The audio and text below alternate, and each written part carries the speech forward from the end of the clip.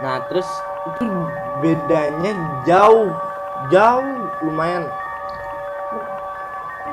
Gue tidur, gue muntah dulu, gue muntah. Tapi bentuk kepala buntungnya itu nggak buntung ada darah-darahnya, nggak kepala nggak tengkorak, kepala manusia.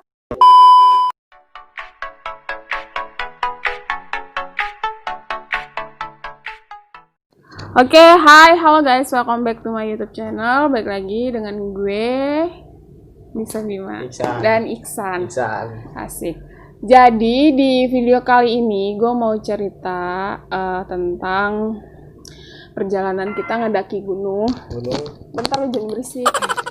Jadi perjalanan kita ngedaki gunung, ke gunung mana, San? Gunung Lawu. Nah, ke Gunung Lawu. Jadi kita itu berangkat ke Gunung Lawu itu setengah 12 ya. Setengah 12. Iya, itu kita berangkat itu kesiangan karena sebelumnya kita kondangan dulu. Mampir dulu baru kita OTW setengah 12. Cuman yang jadi kendala di sini adalah kita gagal muncak ke Launya gitu kan, ke puncaknya. Jelas dulu, kita mendaki Gunung Lawu via Cemoro Sewu. Oh iya, benar, kita ngedakinya itu via Cemoro Sewu.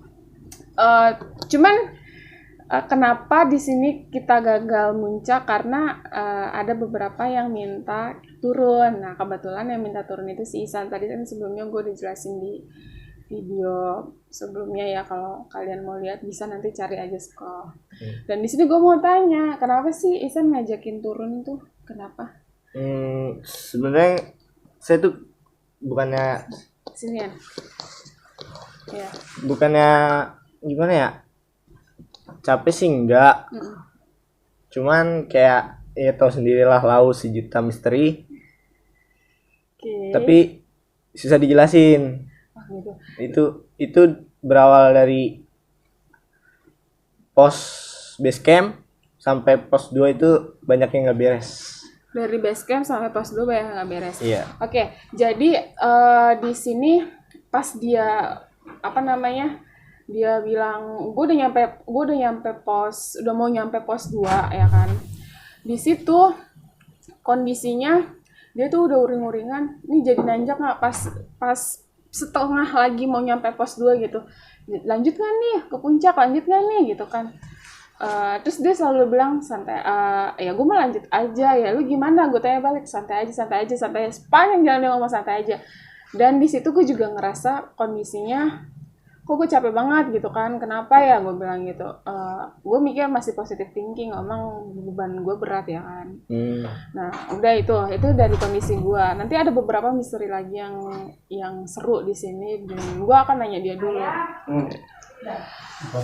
By the way, tadi dulu bentar, kalau misal ada suara-suara yang masuk ke dalam video ini, maafin ya karena di kamar ini ramai gitu. Nah, kenapa bisa perasaan lu tuh nggak beres gitu loh? Oke, gue ceritain nih dari yang pertama. Itu gue ngeliat Mbak Nisa ini itu udah kayak fisiknya udah kayak ngelantur. Dia nggak logis gitu, masa baru 2 atau 3 undak batu dia udah berhenti. Dan itu di situ pertama. Terus yang kedua, gue mengalami hal mistis. Gue memang nggak bisa ngeliat, gue juga nggak bisa ngerasain kayak gitu, tapi gue kayak peka aja gitu.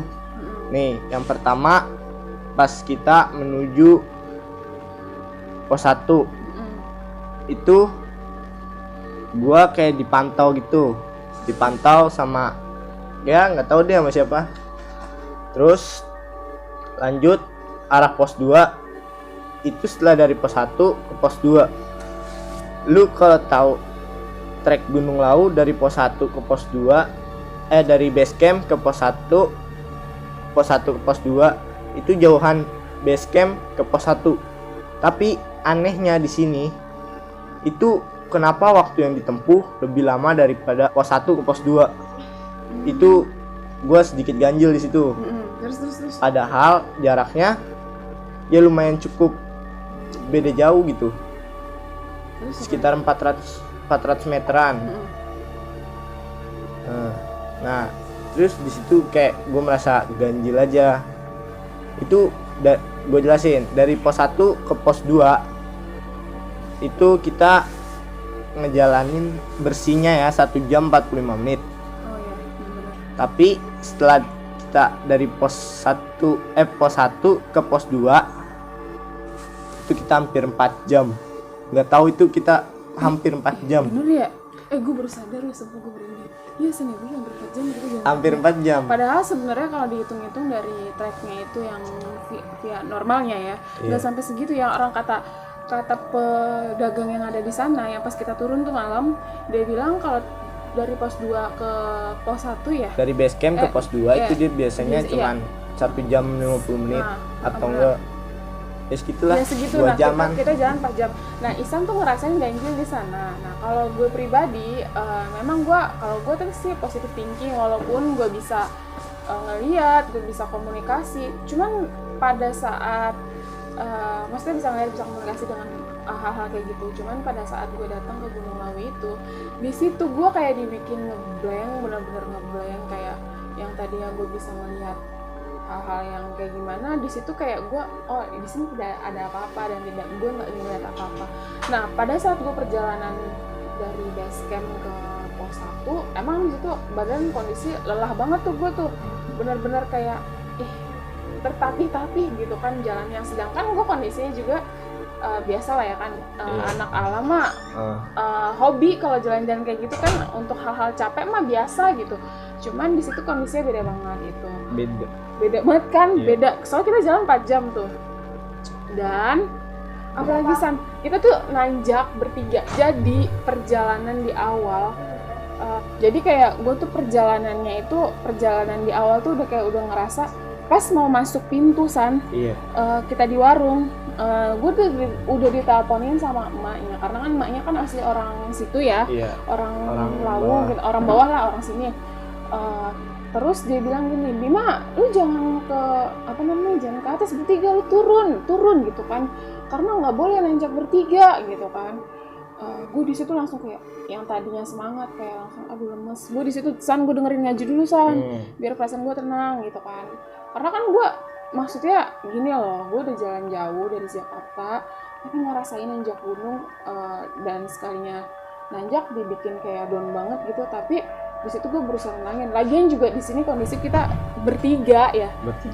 Nanjak pemula ya San ya. Bukan pemula, maksudnya bukan pemula belum pernah naik gunung. Maksudnya pemula baru pertama kali naik ke Gunung Lawu gitu ya. Bener kan? Terus itu gue sih masih ada lagi hal mistis, tapi gue ngerasain di bis. Dan itu gue sampai nangis. Tapi nanti gue akan ceritain dulu dari atas sampai bawah itu apa aja mistisnya. Apa San? Lagi San? Lu yang lu rasain lagi yang pas cerita tadi burung jalak. Burung jalak. Jadi itu kan ada, bukan mitos sih, emang kayak kepercayaan orang situ bahwa ada burung jalak gading atau jalak lawu, atau biasanya bisa dipanggil Kyai Jalak. Nah, di situ biasanya dia petunjuk jalan. Dari pos 1 dari base camp sampai pos 1 itu gua nggak nemuin. Itu kayak cuman ya udah biasa aja jalan, itu kan biasa masih santai. Nah, ganjilnya pas setelah pertengahan pos 1 ke pos 2 itu gua ngeliat burung jalak ada tiga nih nyampirin gua. Nah, biasanya kalau burung jalak tuh ngajak naik ke atas. Ini bedanya, dia ngajak 3 langkah ke atas langsung dia turun ke bawah. Terus nah itu sih tergantung kepercayaan kalian ya. Karena biasanya kan burung jalak tuh kayak nunjukin jalan yang benar. Nah, gue di situ mikir, kok ini burung jalak ngajaknya turun bukan naik. Ya di situ gue positive thinking kan, karena ya mungkin cuman kepercayaan situ, tapi gue menghargai gitu kan. Tapi gue lihat burung jalak malah turun. Terus gue pikir mungkin gue suruh turun, tapi gue ragu karena gue sendiri. Nih Mbak Bima sama satu lagi teman kita. Yang jelas bapaknya dia. Bapak saya. Terus. Nah, terus itu bedanya jauh lumayan. Terus bedanya jauh kenapa? Bedanya lumayan jauh sekitar ya ada kali 5 sampai 400 meter. Nah di situ gue selalu berhenti nungguin dia, tapi nggak pernah ketemu. Nungguin iya gue di tapi bawah nggak pernah ketemu. Gue nungguin sekitar 10 sampai 20 menit nggak pernah ketemu, maksudnya nggak pokoknya jaraknya agak jauh sih, kagak ketemu dah. Gue nungguin 20 menit duduk ngobrol sama pendaki lain, nggak nyampe gue ke atas. Nah terus habis itu gue udah mau nyampe pos 2, gue ingat air sama gue semua. Akhirnya gue inisiatif, gue taruh keril, gue bawa air. Ternyata masih lumayan jauh, sekitar 1 bukit. Oh yang itu ya? Iya, yang lu naruh tas di bawah pohon ya? Iya, gue naruh tas di bawah pohon. Ini kenapa? Gue datang, gue kasih air, terus habis itu gue tanya kok lama banget. Nah di situ udahlah balik aja kali ya. Oh iya, pantas di situ lu ngomong lanjut nggak nih? Iya. Dia nanya gue mulu, lanjut nggak nih muncak. Karena gue kayak ragu sama fisiknya Mbak Bima ini. Nah sebenarnya Isan di sini kan fisiknya ragu, tapi dari pribadi gue sebenarnya fisik gue kuat untuk nyampe puncak. Cuman pada saat itu gue bilang gue benar-benar kuat karena gue yakin ngerasa gue bisa ke atas. Cuman kayak badan gue tuh kayak berat banget. Jangankan bawa keril ya, bawa badan sendiri aja tuh kayak mendadak berat gitu. Yang tadinya dari bawah tuh enteng San. Pas sampai masuk pos 2 mau menuju pos 2 itu badan gue mendadak berat. Terus di situ pas lu bawain keril gue yang udah apa kan dia inisiatifnya yang bawain keril gue, di situ gue mendadak jalan sendiri kan ke atas yang sampai dicariin kan tuh. Gue jalan sendiri ke atas tuh gue selalu ngeliat jalur bayangan. Jadi yang ngerti nggak jalur bayangan? Ya, jadi gue ngeliat yang tadi jalur yang bener batu-batuan. Terus tiba-tiba gue ngeliat jalur yang ke kanan, tapi dia batu-batuan. Pas gue fokus ke kiri, ternyata itu rumput, bukan jalur gitu. Itu bukan jurang? Rumput-rumput jurang gitu. Itu jurang sebenarnya. Oh jurang. Cuman ketutup pohon gitu. Nah, gue tuh setiap kali jalan, gue beberapa kali ngeliat jalur yang, kok belok kanan gitu kan. Tapi pas gue fokus ke kiri, ini jalannya bener gitu. Ternyata yang sebelah kanan itu kayak rumput dan jurang gitu. Itu 3 kali apa 4 kali gue merinding, ceritanya sumpah demi. Itu berapa kali gue sumpah gue merinding. Itu berapa kali gue merinding bentar. Itu berapa kali gue kayak gitu. Nah terus dia kan lulusan ini burung jalak ya. Gue juga di situ pas gue sampai bawah, pas kita udah turun tuh dia cerita kalau ada burung jalak nyuruh kita turun. Bentar. Oke, kita pindah spot tadi agak gue. Nah di situ terus burung jalaknya itu kayak nyuruh, dia udah berapa kali bilang gini, posisi dia turun ke bawah, tapi gue tuh kayak nggak fokus gitu loh. Sini bentar, kayak gue nggak, gue pengen tetap ke atas, tapi gue bilang kok burung jalak, gue mikir gini, kok burung jalaknya turun, mungkin ngelihat gue dia malah balik arah. Gue mikir dia itu takut sama gue mikir gitu. Ternyata gue nggak kepikiran kalau burung jalak itu penunjuk jalan gitu kan. Ya udah, itu 3 kali gue ngeliat kayak gitu. Dia naik, terus dia turun lagi, dia naik, terus dia turun lagi, kayak ngasih tau lu turun aja. Gue sih feeling gue gini, kita nggak diizinin aja karena apa? Pertama, itu kita kan jalur Cemoro Sewu, itu jalur yang kemarin seminggu yang lalu pendaki itu meninggal di sana. Pertama, ya kan bener ya? Kata bokap lu kan. Terus yang kedua, yang pendaki yang bawa kayu itu, pokoknya yang kalau kalian tahu mah itu. Terus yang kedua, gua di atas puncak itu 3 derajat dan kondisi gua kalau kedinginan kurang fit gitu kan. Dan itu dia lagi 3 derajat, kayak cuacanya nggak bagus banget gitu kan. Itu kita perjalanan sampai atas pos 2 tuh, udah sampai pos 2 udah kita istirahat sebentar kan. Nyampe itu maghrib ya sih. Nyampe itu udah jam 6 kurang 20. Ya pokoknya kita sempet asar di sana, tapi kita nggak sempet maghrib. Jaman kurang 20 kita masak-masak. Coba deh kalian bayangin, itu jam 6.20 kita dari pos 1 itu setengah 2. Dari pos 1 setengah 2 ke pos 2 jam setengah. Iya bener ya? Jam 6 ya? bener ya? Kurang 20. 4 jaman, bener 4 jaman. Dan gue nggak sadar itu 4 jaman sama. Gue mikir itu kita jalan trek cuma 2 jam. Dari Pak, gue merinding. Gitu. Terus yang lebih konyolnya lagi kan kita season, kita tuh debat nih, ya udah nih pas sebelum nyampe pos 2 kita debat nih bertiga. Lanjut nggak nih nanjak ke nanjak apa enggak, dia labil. Ya udah nanjak. Yakin nggak lu yakin? Pas gue tanya berkali-kali, yakin nggak? Yakin kata dia gitu. Pas lu ngomong yakin, di situ gue langsung, kok gue nggak yakin ya? Pas dia ngomong, gue yakin, kok gue jadi nggak yakin ya? Ya udah, itu gue ngomong dalam hati, gue diem aja kan sana gitu. Udah gue diem aja, gue diem. Dia ngomong lagi, dia bilang apa? Kita turun aja. Ya udah kita turun. Pas dia ngomong yakin, gue langsung nggak yakin di situ. Terus nggak lama dia bilang kita turun aja. Terus karena itu gue merasakan ya, 3 burung jalak itu ngikutin gue terus. Dan itu pas di pos 2 kan ada settler warung. Gue beli semangka di warung, terus gue beli ke settler. Ada 3 burung jalak itu lagi, tapi pisah. Yang satu di pohon, yang satu deket settler, yang satu di atap warung. Terus abis itu dia kayak gimana sih, kayak bercuit gitu. bersiul. Iya, bersiul agak kencang. Terus abis itu kan udah 5:30 tuh. Gue ngeliat sunset sekitar 5:30 lewat lah. Gue lihat sunsetnya bagus. Dan situ burung jalak kayak kasih kode gitu. Udah balik ya? Iya. Terus abis itu ya udahlah, balik aja. Jadi lebih yang ngerasain hal-hal yang ganjil tuh kita berdua, tapi si bokapnya Ihsan itu dia kagak kenapa-napa gitu, kagak ngerasain apa-apa. Iya, pas naik. Karena biasa bokap gue mah biasa sans gitu biasa lah gitu kan. Karena gue juga kalau nanjak biasanya cuma niat tadabur alam doang, kagak ada niat apa-apaan. Nah kayak gitu. Nah itu terus yang lebih itu kan kita udah sampai sana tuh kan udah kayak udah jam berapa namanya, jam 5:30 maghrib di sana. Kita langsung pas nyampe istirahat berapa menit, 10 menit atau 20 menit langsung kita turun lagi malam-malam. Maksain banget turun malam ya. Iya, bener. Itu karena satu gue udah ngeliat, yang gue lihat fisik Mbak Bima ini nggak kuat. Bukannya gue sotoy, tapi kayak ya nggak kuat nih. Ganjil. Nggak kuat nih kalau sampai puncak, karena pos 2, pos 3, pos 4 masih ada 4 pos.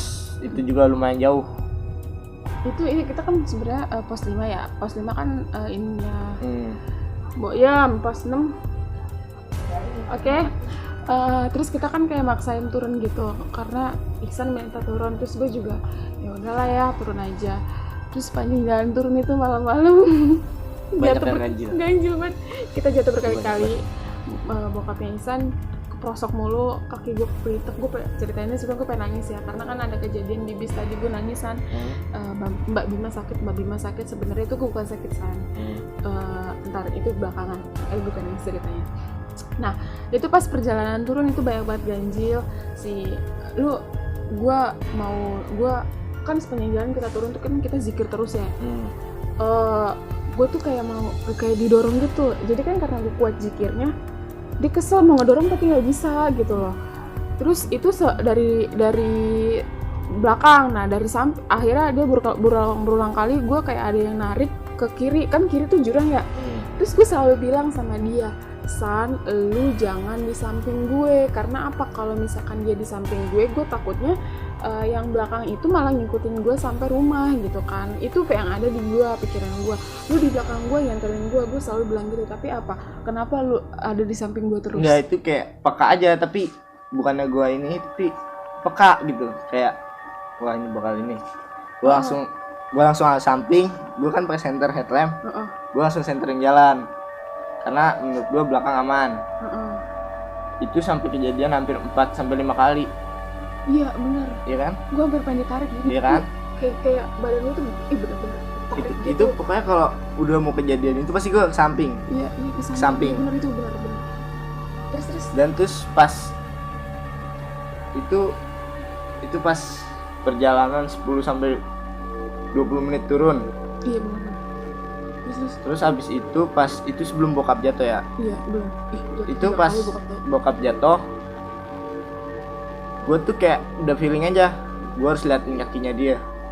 Gue liatin terus, itu nggak tahu kenapa gue ngerasain kayak ada angin selengkat kakinya dia.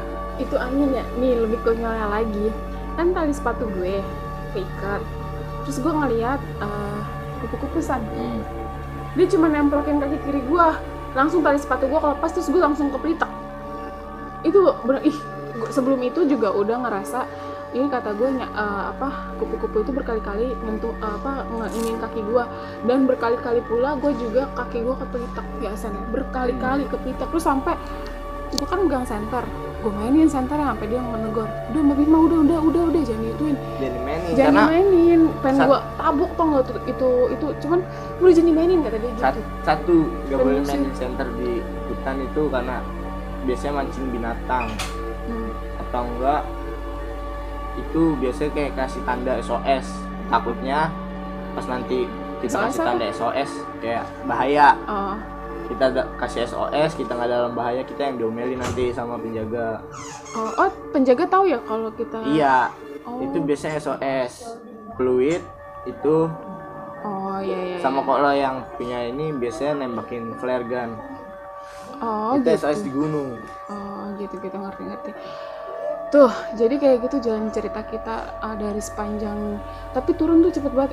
Gue tuh kan sebelum ketemu pedagang yang turun, tenaga gue udah mau habis tau gak gue loyo, dan bokapnya dia tuh udah merinding terus karena dia jatuh setiap kali dia merinding jatuhnya San ya.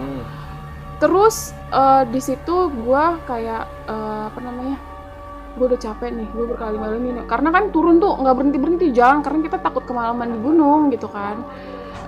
Udah tuh pas gue turun tuh kayak aduh gue pengen berhenti, gue bilang sama hati gue nggak mau kesini lagi, gue kapok, gue capek, gue bilang kan. Kalau San gitu, kalau San mungkin ditolak lain kali waktu mungkin kita akan sama saya mungkin nggak tahu mau gimana.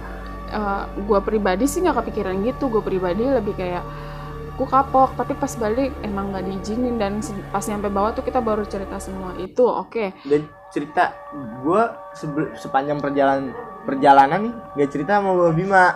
Gue coba pas Mbak Bima cerita cocok sama cerita gue. Nah iya tuh cocok banget. Nah yang lebih konyolnya lagi tuh San, gue kan bilang sama lu ya pas kita nanjak ke atas, gue bilang gue kok ngeliat wujud Isan berkali-kali gitu kan. Ternyata itu bukan Isan, ini di atas, terus Isan di atas, ternyata Isan di belakang gue. Lah gue ngomong kan, gue nyatuk lagi, gue pikir kan di belakang gue kan sebelumnya pendaki ya kan. Itu belum ada kan sebelumnya pendaki yang pas itu kan. Terus gue nggak tahu kalau pendaki itu udah jalan ke atas karena kan nggak kedengeran tapak kakinya. Biasanya kan kalau normal kedengeran kan. Gue ngeliat di situ pendaki penuh pada ngaso gitu kan. Tapi gue pas pendakinya naik ke atas nggak ada suara telapak kaki. Terus di situ gue pengen ngikutin Isan ke atas. Kok Isan udah jauh di depan awalnya, pas astagfirullahaladzim di belakang gue ngomong gitu kan. Di belakang gue kayak gitu. Terus kata gue, berkali-kali gue ditunjukin wujud elu, berkali-kali. Terus ya udah, itu merinding ceritain. Udah. Terus apa lagi lu ngerasain tuh sampai lo? Dipanggil nama ya? Nah, kalau dipanggil nama itu beda gunung, Mbak. Oh, itu beda gunung. Oh iya, gue yang panggil nama berarti. Jadi pas mau turun ke ke base camp, ada teman gue namanya Omato, dia bilang Bima gitu. Gue tahu nama gue sih Nisa, cuman kenal Bima gitu. Dia kata gue Omato manggil gue ngapain? Mungkin pikiran gue mungkin dia kangen sama gue gitu. Padahal kalau mau dipikirin gue mau nangis di situ. Cuman ya udahlah ya Allah. Dan di situ konyol lagi, gue biasa kan kayak komunikasi gitu kan sama orang-orang kayak hal-hal kayak gitu. Tapi kayak di gunung itu gue nggak bisa ngomong sama mereka. Gak bisa sama sekali. Beda banget ya yang tadi gue, karena mungkin gini ya San, di sana kan terlalu banyak kan, gunung itu kan tempatnya jin ya. Di sana tuh mungkin terlalu banyak hal-hal yang kayak gitu kali ya, jadi kayak yang baiknya itu susah gitu diajak ngomong. Kalau biasanya ya, aku nggak paham nih.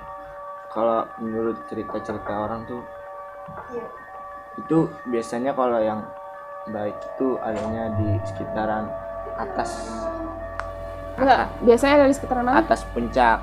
Oh, yang baik. Nah, sepanjang perjalanan itu kayak horor gitu ya? Kalau ya yang sekiranya usil tuh biasanya agak di bawahnya biasanya. Oke. Kayak apa sih tadi, sampai mana sih, fokusnya hilang deh. Itu yang dipanggil nama. Oh, yang dipanggil nama. Dipanggil nama tuh kan Bima. Gue kayak 2 kali dipanggil nama ya, pas dia udah sampai musola pun gue dipanggil. Gue balik dulu ya. Siapa yang pamit sama lu? Balik dulu ya. Oh, itu ada Orang di musola kedengerannya, Bima balik dulu ya. Dia ngomong gitu. Hah? Gini, ini balik, pokoknya dia ada manggil nama gue gitu. Terus gue dipanggil sama bokapnya dia di belakang. Jadi bokapnya dia manggil di belakang, gue nggak nengok, kemudian gue nggak nyaut. Terus di depan juga gue sangka bokapnya dia yang ngomong kayak gitu. Ternyata bukan itu. Dan biasanya ya, ini bukannya soal ini, tapi biasanya gue tahu dari ibaratnya senior lah. Itu kalau di gunung jangan nyebut nama biasanya. Iya emang. Kayak Iya, gue tahu. Briefing aja dulu, nanti kalau ini panggil aja gue misalnya Le gitu atau Yo, jangan panggil nama. Harus pakai nama samaran sih. Biasanya usilnya manggil nama, karena gue pengalaman, gue pernah itu pertama kali gue ngedaki ke Gunung Prau. Tahu kan Gunung Prau itu gunung sejuta umat. Tapi ini tumben Gunung Prau sepi. Sepinya nggak parah sih, nggak parah sepi. Mungkin karena gue terlalu pagi atau gimana. Tapi ini biasanya bokap gue manggil dari bawah, selalu manggilnya Isan gitu. Ya gue nyaut aja. Nah, pengalamannya pas di atas, gue buang air kecil. Itu di kamar, nggak di kamar mandi sih, dekat emang tempat pembuangan air kecil biasanya para pendaki. Gue dipanggil Isan 3 kali. Yang terakhir itu bilang ikut yuk gitu. Serem banget. Nah itu kan keadaan udah malah dingin abis hujan. Terus gue gini, pas hujan siapa ya, udah gue naik ke atas tuh, karena kan posisinya kalau ngecamp di Prau tuh biasanya di puncak. Nah tenda bapak gue deket puncak, gue di bawah, di dekat pohon yang kembar tuh kan ada, susah dijelasinnya. Pokoknya di bawah dekat rumput-rumput. Gue buang air, itu sepi. Pas gue liat kiri kanan gak ada orang, akhirnya gue cabut lagi ke tenda. Gue bilang udah, pokoknya situ aneh pikiran gue, langsung gue packing barang, bilang Pak Isen turun. Di situ dia bokap gue nggak setuju lah. Terus gue mikir daripada gue ngapa-ngapa nih gue turun. Akhirnya gue turun sendiri. Di situ ya gue salah juga, gue turun ninggalin tim gue salah di situ. Nah itu jadi kalau misalkan kita ke gunung itu kita nggak boleh nyebut nama asli. Gitu. Nah itu pengalamannya dia itu kayak begitu, karena kita nanti jadi kayak dibikin kecoh gitu loh. Nah itu pengalaman kita gitu kan, pengalaman dia. Gue pribadi pun juga gue punya tahu dan paham, cuman pas nyampe gunung itu kayak yang gue biasanya komunikasi, ngobrol sama hal-hal kayak gitu atau minta petunjuk atau arah, kayak dibikin kayak ngeblank semua, udah nggak bisa ngapa-ngapain gitu kan. Terus pas sampai bawah udah tuh kita naik angkot ya, naik angkot, gue ngerasain lagi hal ganjil, kaca yang tadi udah gue tutup kebuka sendiri. Itu pertama. Yang kedua udah gue tutup kebuka lagi sendiri. Aduh udah mana yang nyopir nyetelnya lagu Jawa, atau kepala gue puyeng banget, kata gue. Aduh udah nggak jelas tuh, nggak karu-karuan.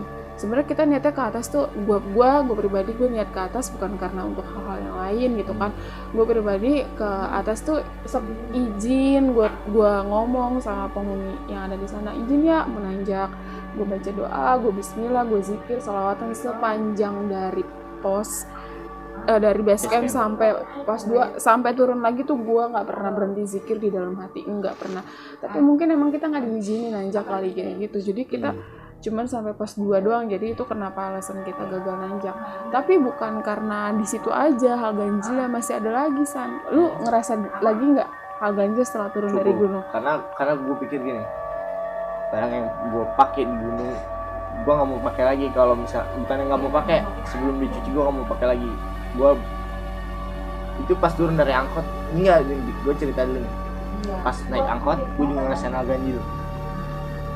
Gue lihat kan itu arah dari Cemor Sewu kita ke arah Karanganyar. Gue ngeliat pas abis jembatan di pokoknya daerah situ deh, gue itu ngeliat kayak ada perempuan. Gue ngeliat sepilas tapi kepala gue kayak diginiin, kayak disuruh ngeliat terus gitu. Di serem amat anjir. Nah yang langsung kan gitu kayak aduh apaan tuh, langsung gitu Udah gitu yang kayak itu lu ya. Abis itu udah pas pulang gue lepas baju semuanya, mandi, udah semua gue packingin, carrier gue langsung gue lemparin aja gitu ke kebon. Ya langsung ke kebon kan, nggak peduli. Dan di situ gue sampai sana tuh kayak aduh perasaan udah nggak enak. Kita cerita tuh di sana tuh dan cerita kita sama, jadi keganjilan itu sama antara Isan sama gue tuh sama, cuman bedanya di bokapnya di Isan nggak ngerasain apa-apa, cuman pada saat turun itu jatuh berkali-kali gitu. Kaki gue selalu pengen dibikin cedera tapi nggak bisa gitu. Kayak gue kepletak gitu berapa kali tapi nggak cedera, tapi tetap ngerasain sakit ada. Cuman kalau udah cedera kan otomatis udah nggak bisa jalan dong, kayak gitu. Pengen dibikin cedera tapi nggak pernah bisa gitu. Dan puncaknya yang lebih konyolnya lagi tuh San, puncaknya tuh tadi pas gua abis dari Curug, Curug apa namanya tadi? Grojogan Sewu. Nah sebelumnya kan di gunung gua nggak ngomong apa-apa nih, sedikit pun gua nggak ngomong kasar, cuman paling gua beberapa kali bilang pengen nangis gitu. Nyampe puncak cuman ngomong ngeluh tapi nggak terlalu, tapi emang di gunung nggak boleh ngeluh. Pas di Grojogan Sewu tuh masih daerah Gunung Lawu ya? Sumpah di situ gue pas sama temen gue kan, itu kan kita ke Curug Grojogan Sewu, kita mau naik ke atas, di bawah San si Mala bilang gini, gue nanya umurnya Mala gitu, nanya umur temen gue berapa, dia bilang 17 tahun. Berapa kali gue nanya dia selalu bilang 17 tahun. Gue katain apa? Gue katain anjing. Gue nggak pernah San spontan ngomong kasar di alam, nggak pernah. Dan tadi pas banget spontan gue langsung minta maaf, gue langsung baca doa, maaf spontan ngomong kayak gitu kan. Di situ badan gue langsung lemes parah. Puncaknya pas gue di bis itu gue tidur, gue muntah karena mabok kan, jalanannya kayak ular gitu kan, muntah mengguncang-guncang. Terus kedua kali gue muntah, udah gitu badan gue langsung kaku,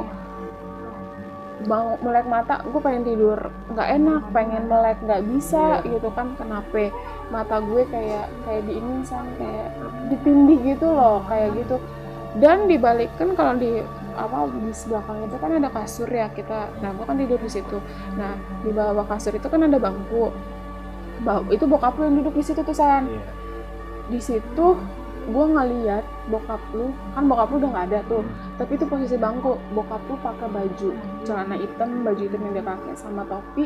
Kan bapak lu pakai topi ini, tapi gue ngeliat topi yang dipakai di gunung. Ya tapi yang dipakai di gunung.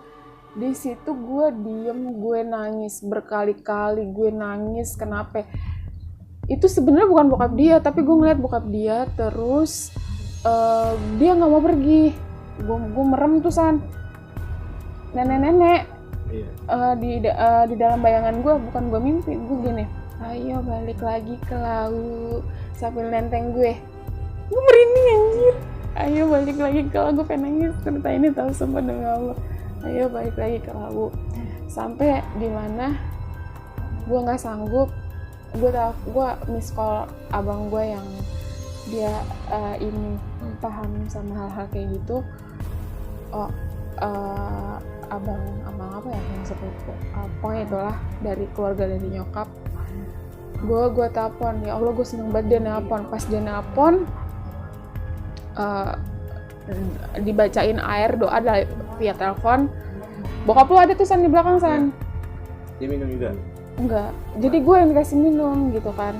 Tapi ini ada ceritanya lagi nih, kenapa gue dikasih air, nanti ada kelanjutannya lagi. Nah, gue telepon tuh, gue miss call, gue ditelepon sama abang gue, terus doain kan, gue minum airnya, kata dia gini, minum airnya, usapin ke muka sama ke dada gitu kan. Padahal gue nggak ngerasa nyesek sama sekali, gue merinding gak bohong. Setelah gue usap, di situ gue nangis nggak kelar-kelar. Bokapnya dia nggak, makanya kan dipanggil itu Bima sakit, padahal gue nggak sakit, sumpah gue nggak sakit.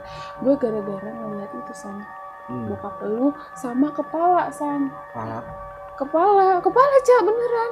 Jadi bokap lu di belakang, itu wujud bokap lu tapi pakai topi gunung, sama itu dia duduk di situ, dia begini nih duduknya, begini tenang gini, tegap badannya.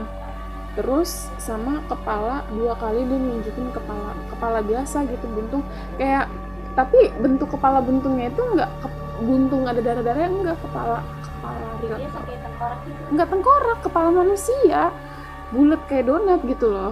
Di situ dia warnanya hitam gitu, di balik apa bangku belakang, tapi madep ke sini dia nunjukin berkali-kali, 2 kali nunjukin. Gue udah nangis di situ. Itu gue bukan sakit, bukan apa, itu kenapa gue nangis kubis. Gue ditanya Bima sakit enggak, gue nggak sakit, badan gue ngeliat setan di situ, gue ngeliat penghuni laut di situ, terus gue ngeliat kepala buntung 2 di situ. Terus gue kayak udah nggak sanggup, gue bilang gue udah diajakin balik sama penghuni laut, ayo balik ke laut. Gue cerita, gue sedih banget sumpah, gue sedih tuh, ya Allah gue begini banget ya ranjak, sampai ngerasa kayak begitu banget, ayo balik ke laut ya Allah. Di situ badan gue sakit semua, udah nggak bisa jalan, sakit semua, nyeri, sampai bokapnya dia tuh manggil emaknya, Bima sakit kayak gitu. Padahal gue nggak sakit. Gue di penghuni gunung itu kayak nyuruh gue balik ke sana. Dia nggak ngerti sih. Terus San, setelah lu dari apa namanya, badan gue masih sakit sumpah. Setelah lu balik dari gunung, apa yang lo rasain setelah itu?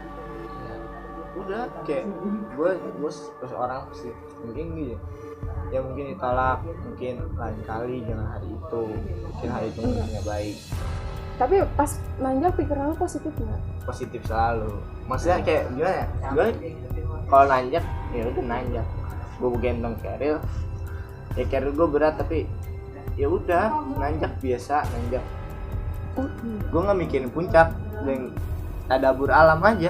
Gimana sih? Iya. Oh iya, satu lagi. Pas gue minta si Isan nawarin bawain keril, pas keril lu pindahin ke gue, nih Mbak Bima, gue tiba-tiba mendadak capek kan, lu bilang. Iya. Pas gue mau gendong keril, berat banget keril gue. Padahal sebelumnya nggak berat.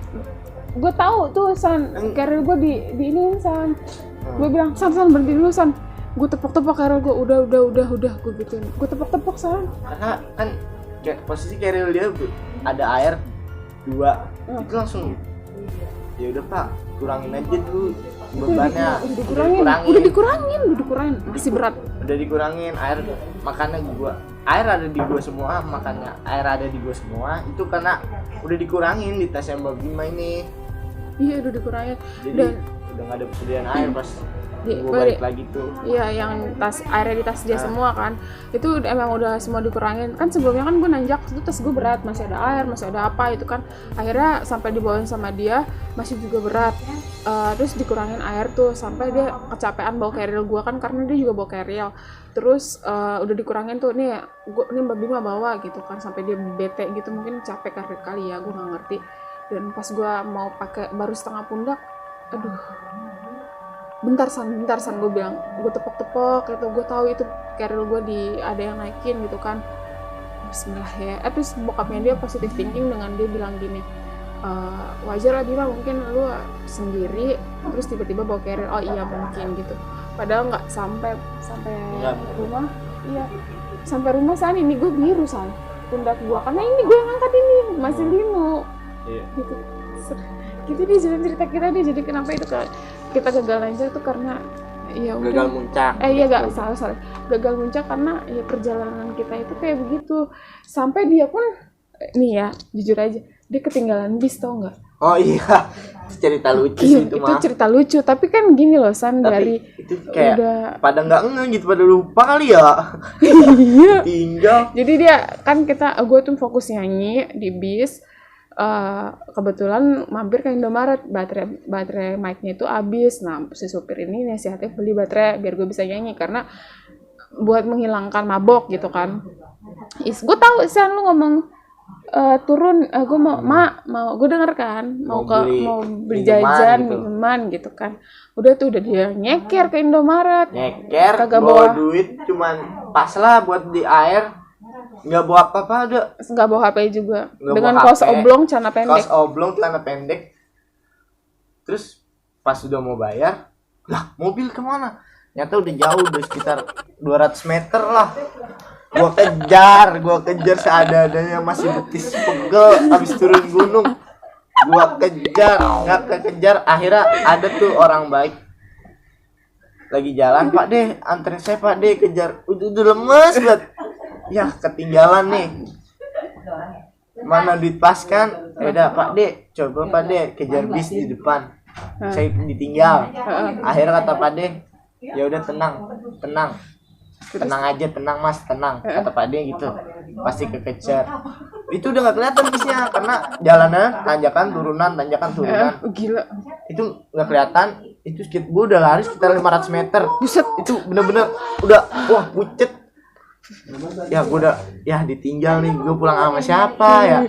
Terus habis itu terus sampai kata Pak Dinya udah tenang aja Mas, tenang, pasti kekejar. Akhirnya benar sama Pak Di kebutuhan ada. Wah terima kasih banget Pak De. Pak De istiqomah dah pokoknya. Dan pas sampai bis kita Isan di depan. Itu semua baru enggak pas gue bilang, pas disalip Pak De. Ya, woi jangan ditinggal. Dia begini. Itu baru enggak semuanya. Wah, parah sih sakit hatinya.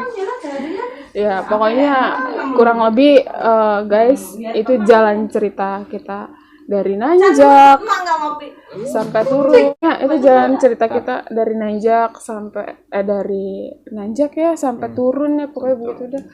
Baik, ya mungkin suatu saat nanti balik lagi ke laut. Ya ini cerita. Bukan nantang tapi untuk tadabbur alam aja. Enggak, tapi emang kita lebih tepatnya nggak diizinin sih. Ya udah itu aja guys, jalan cerita kita dari perjalanan kita hari ini dari Jakarta sampai berangkat sampai detik ini pun masih badan gue masih laki ya, tapi ya udahlah bismillah aja ya kan. Tadi ini sakit tapi pikiran positif.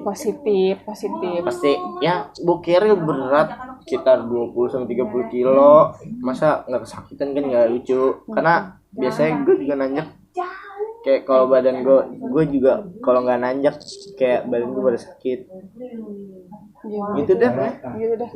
Ya udah ya guys, ini alasan kita kenapa kita gagal muncak. Ya ini sebabnya. Iya, kita ambil kesimpulan aja, mungkin kita nggak diizinin. Itu aja. Positif. Tapi untuk saat ini sih gue menyarankan ya, kalau kalian mau muncak kalian harus persiapan fisik, mental dan lain-lain. Karena saat ini Lawu lagi nggak sehat untuk nanjak sih menurut gue, untuk ke puncak sih menurut gue, untuk hiking nggak sehat. Karena apa?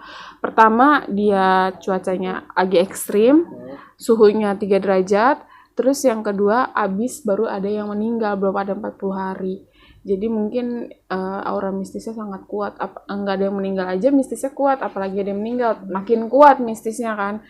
Nah untuk saat ini sih mending kalau mau ya gue nggak bilang Lawu kenapa ya, nggak apa-apa kalau kalian siap mental fisik mah nggak masalah ya. Tapi untuk kalian yang kayak nggak siap atau apapun mending lebih baik nggak usah. Oke guys. Iya minimal tuh kalau misal mau nanjak ya lari-lari kecil minimal seminggu atau 2 minggu sebelum perjalanan mendaki. Iya. Itu olahraga kecil. Kalau misalnya sehari nih lari jogging, seharinya lagi bawa tas kasih beban biar kuat lah ibarat kata. Gitu aja sih. Yaudah ya teman-teman. Sama niatnya diubah, kayak misalnya mau foto-foto di gunung, ini niatnya tadabbur alam aja. Gue awalnya niatnya pengen foto-foto di Gunung San. Ini niat sebenarnya tadabur alam, foto dapat bonus. Itu. Oke guys, itu jalan cerita kita kenapa kita gagal ke puncak, karena ada yang cedera, ada yang apa namanya ngerasain aura yang nggak bagus, daripada kita maksain kita kenapa-napa, mending kita turun kan. Ya udah, itu kurang lebih cerita kita hari ini. Ya udahlah, thank you buat yang udah nonton, thank you juga San jalan ceritanya, kisahnya ada senangnya juga di balik ini karena ada ceritanya gitu. By the way, jangan lupa subscribe channel YouTube gue dengan cara like juga video ini, share, and then komen. Kalau emang ada bermanfaat tentang cerita ini, boleh komen juga. Kalau nggak ada, ya udah nggak apa-apa, komen apaan kayak terserah. Mohon maaf nih kalau ada salah-salah kata. Iya, mohon maaf ya kalau ada salah-salah kata. Ya udah. Jangan lupa subscribe. See you next content. Goodbye. Thank you, San.